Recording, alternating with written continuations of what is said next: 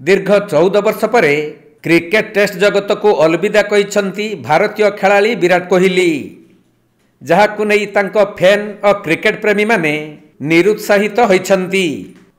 एही उपलक्षे पूरी स्वर्णाभ बेलाभूमि रे विराट कोहली समस्त टेस्ट मैच को नै एक सुंदर बालुका कला निर्माण करिसंती प्रख्यात बालुका शिल्पी पद्मश्री सुदर्शन पट्टनायक।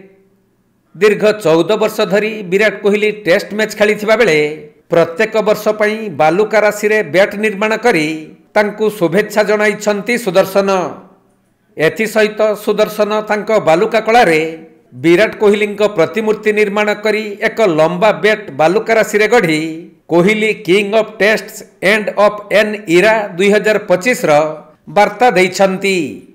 तेणु सुदर्शन एही आकर्षणीय बालुका कला को देखिबा पई बेलाभूमि रे प्रबल पर्यटकों भिड़ परिलक्षित हेउछि।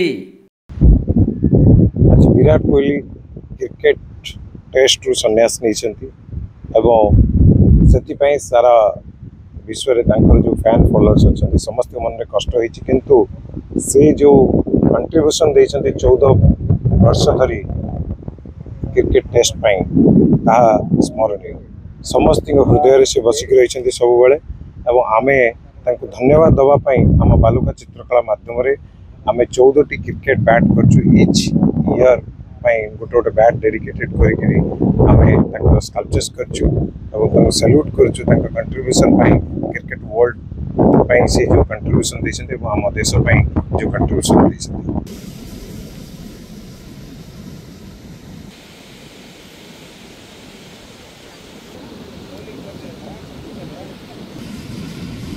पुरी जिल्लारू प्रकाश कांडी रिपोर्ट, कोणार्क लाइव।